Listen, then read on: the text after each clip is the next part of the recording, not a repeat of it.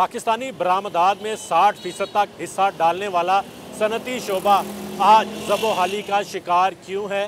गुज़िश्ता 2 सालों में कितनी फैक्ट्रियां बंद हुई, कितने लोग बेरोज़गार हुए, नई सरमायाकारी क्यों नहीं आ रही, इस पर सनतकारों का क्या कहना है? तफसीली वजूहात जानेंगे, तो आइए चलते हैं।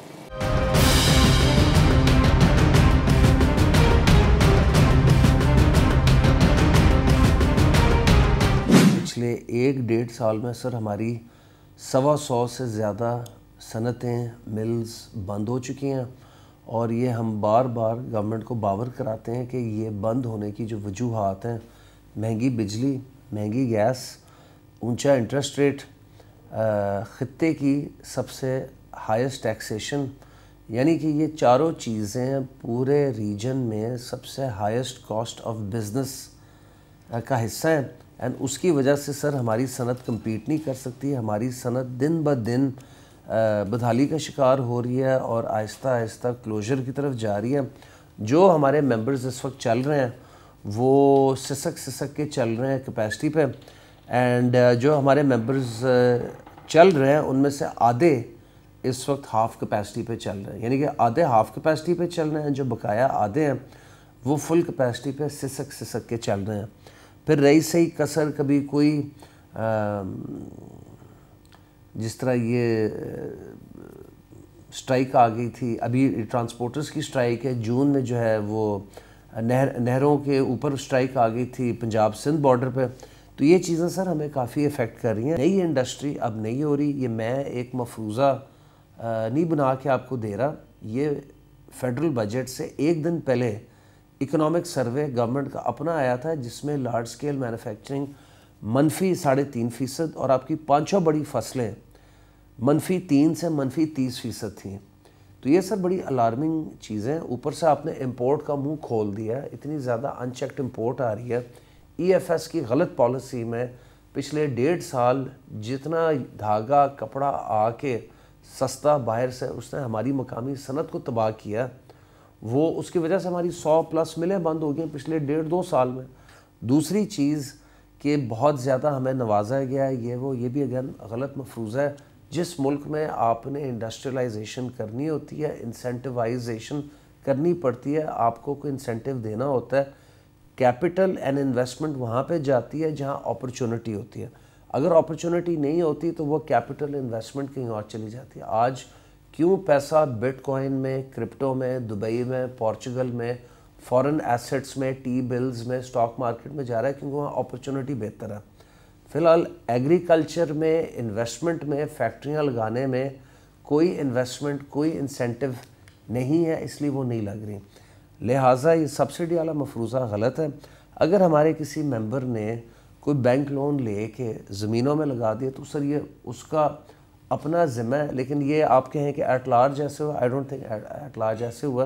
ये सिर्फ हमें बदनाम करने के लिए एक मफरूज़ा बन जाती है। हमारी जो इस वक्त लार्ज स्केल इंडस्ट्री है वो बिल्कुल ही, यानी इसमें कोई इम्प्रूवमेंट तो नज़र बिल्कुल नहीं आ रही थी, बल्कि इसका डिक्लाइन जो है, आप अंदाज़ा करें कि 25 साल पहले जो इन्वेस्टमेंट इसमें थी उससे कम आज क्वार्टर सेंचुरी बाद इस यानी इतने बड़े सेक्टर में है, विच इज़ वेरी अलार्मिंग। इसका मतलब ये हुआ कि आपकी नई इन्वेस्टमेंट नहीं आ रही।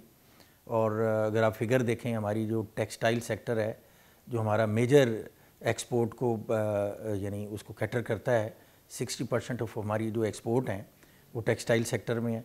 और टेक्सटाइल सेक्टर में हमारी जो 160 के करीब मिलें बंद हो चुकी हैं, और जो रिमेनिंग हैं बड़े बड़े नाम हैं वो भी अपना कैपिटल यहाँ से लेके जा रहे हैं, वो रिलोकेट कर रहे हैं अपनी इंडस्ट्री को। और बड़ी हैरत की बात है कि पिछले दिनों हमारे यहाँ इजिप्शियन एम्बेसडर आए हुए थे, तो उन्होंने कहा जी हम आपको एक प्रेजेंटेशन देते हैं। उन्होंने अपनी स्वेज इंडस्ट्रियल एरिया का हमें वो प्रेजेंटेशन दी, वहाँ की फैसिलिटेशन हमें बताई, और वहाँ पे उन्होंने फिर हमें ये बताया कि आपका एक बहुत बड़ा ग्रुप है इंटरलूप, उसने वहाँ $35 मिलियन की इन्वेस्टमेंट की है, एक ग्रुप की उन्होंने बात की।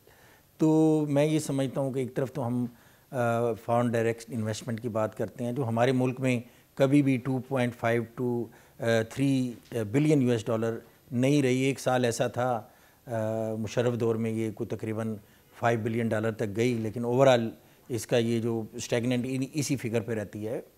तो मेरा ख्याल है कि हम एक तरफ फॉरेन डायरेक्ट इन्वेस्टमेंट लाने की बात करते हैं, उससे भी ज़्यादा इम्पोर्टेंट ये है कि जो हमारा लोकल इन्वेस्टर है उसको हम किसी तरीके से यहाँ पे कैटर करें ताकि वो अपनी जो कैपिटल जो है वो यहाँ से ड्रेन आउट करके ना ले जाए। आपको पता ही है, ये 3-4 साल पहले की फ़िगर है कि दुबई में हमारे पाकिस्तानियों के 11 to 12 बिलियन US$ इन्वेस्ट हुए हैं, और अगर आप लेटेस्ट फिगर देखें तो हर साल 5 से 6 हज़ार कंपनी पाकिस्तानी कंपनी दुबई में रजिस्टर हो रही हैं। वो जो इस बात से आप अंदाज़ा लगा सकते हैं कि हमारा लोकल इन्वेस्टर जो है यहाँ पे उसको वो कंडीसिव इन्वायरमेंट नहीं मिल रहे। मिसाल के तौर पर साहिवाल इंडस्ट्रियल स्टेट है 50 एकड़ के ऊपर, वहाँ के इंडस्ट्रियलिस्ट एक और फैक्ट्री लगाना चाहते हैं, तो उनकी डिमांड है लोकल के हमें एक्सपेंशन दी जाए। इस तरह सियालकोट में भी हम वहाँ पर एक्सपेंड कर रहे हैं। उसके बाद रावलपिंडी चैम्बर ऑफ कॉमर्स वाले जितने इंडस्ट्रियलिस्ट हैं वो कह रहे हैं कि नहीं, इंडस्ट्रियल स्टेट हमें चाहिए, वहाँ उस एरिया में नहीं है। तो जिसकी एक फैक्ट्री है वो मैं समझता हूँ कि एक और लगाने के लिए भी तैयार है, और जो आप समझते हैं कोई यूनिट बंद हो रहे हैं, मैं समझता हूँ कि जिसकी एक फैक्ट्री थी वो एक और लगा रहा है। मगर जो मसाइल हैं, मसाइल ये हैं कि फेडरल गवर्नमेंट से जो है वो बातचीत चल रही है कि जितना जो है जो सूद है, जो लोन है जो कई कंपनीज लेती हैं, वो जो है सिंगल डिजिट मतलब कि 9% पर होना चाहिए। और कुछ टैक्स के मामलात हैं, वो भी जो है मुख्तलिफ जो इंडस्ट्रियलिस्ट हैं उनकी मीटिंग हुई है फाइनेंस सेक्रेटरी साहब के साथ, और उन चीज़ों को भी एड्रेस किया जा रहा है ताकि बगैर किसी वजह के किसी इंडस्ट्रियलिस्ट को जो है वो तंग ना किया जाए। और जो बातें होती हैं अक्सर सुनने में आती है कि वो बाहर इंडस्ट्री लगा रहे हैं। मुझे आप एक केस बता दें कि जो बाहर इंडस्ट्री लगा रहा है।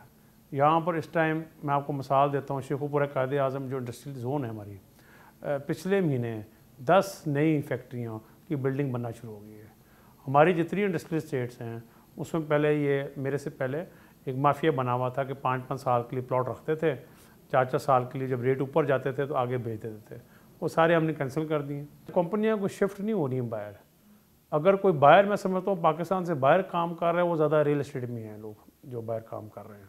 टेक्सटाइल इंडस्ट्री को फ़रोग देने के लिए हुकूमत की जानिब से माजी में किए गए वादों पर किस हद तक अमल दरामद हुआ और कितने दावों तक महदूद रहे, इस पर सनतकार क्या राय रखते हैं, ये भी जानते हैं।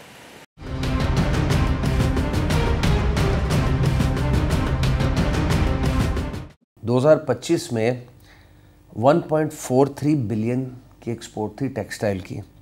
नवंबर 2024 में 1.46 बिलियन की एक्सपोर्ट थी। तो नवंबर में एक्चुअली टेक्सटाइल की एक्सपोर्ट 2% गिरी, और इज्तमाही एक्सपोर्ट का फिगर भी सुन लें। नवंबर 2025 की इज्तमाही एक्सपोर्ट 2.39 बिलियन थी। नवंबर 2024 की इज्तमाही एक्सपोर्ट 2.83 बिलियन थी। इज्तमाही एक्सपोर्ट नवंबर 25 की नवंबर 2024 के पैराए में -15.35% गिरी। टेक्सटाइल एक्सपोर्ट -2.5% गिरी। ये मैं आपको इसलिए बता रहा हूँ कि ये बावर कराता है कि एंड में टेक्सटाइल को आप अच्छा कहें या बुरा कहें, इसी से ही मईशत का पहिया चलना है, इसी से फ़ॉरेन पेमेंट्स आपकी आनी है, इसी से आपके एक्सपोर्ट डॉलर्स इसने जनरेट करके देना है। बाकी सारी सनतें मज़ीद डिक्लाइन में है, ये खाली टेक्सटाइल डिक्लाइन में नहीं है। मैं इस हवाले से SIFC की जो खिदमात हैं उनको पहले तो सराहूँगा, लेकिन ये देखें एक कलेक्टिव एफ़र्ट है। पिछले दिनों एक जॉइंट जो चैम्बर कॉन्फ्रेंस करवाई थी लाहौर चैम्बर ने, उसमें हमारे फाइनेंस मिनिस्टर तशरीफ़ लाए, तो उन्होंने भी इस बात का अदा किया। उन्होंने कहा कि हमारी जो ब्यूरोक्रेसी है ये बहुत बड़ी रुकावट है टैक्स कलेक्शन में। तो मैं ये समझता हूँ कि इन चीज़ों को हमें एड्रेस करना चाहिए, और जब तक ये चीज़ें हमारे यहाँ ब्यूरोक्रेटिक बिहेवियर ठीक नहीं होगा, इनका रवैया फैसिलिटेटर का नहीं होगा, और अगर आप इसको हरासमेंट के ज़रिए अपनी सोसाइटी में, बिज़नेस कम्युनिटी में अगर इस तरह टैक्स कलेक्शन का जो कल्चर आप क्रिएट करेंगे, तो मैं नहीं समझता कि आप अपने टैक्स टारगेट पूरे कर सकेंगे, और जो एक हमारा कैपिटल ड्रेन हो रहा है उसको आप रोक सकेंगे।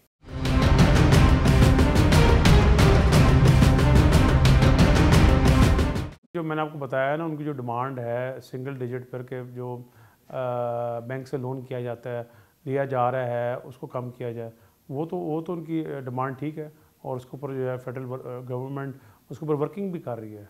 तो जैसे मैंने आपको बताया, जिसकी एक फैक्ट्री है वो एक और लगाना चाह रहा है, उसके साथ साथ आसान कारोबार स्कीम जो सीएम पंजाब ने शुरू की है, ये बहुत से लोगों को इसका एडवांटेज हुआ है छोटा कारोबार शुरू करने के लिए। कोई भी शख्स बैंक ऑफ पंजाब की ऑनलाइन वेबसाइट पर चला जाए और इसमें 1 लाख से लेकर 3 करोड़ तक लोन दिया जा रहा है, और सूद के बगैर छोटे कारोबार को जो है वो बूस्ट अप करने के लिए।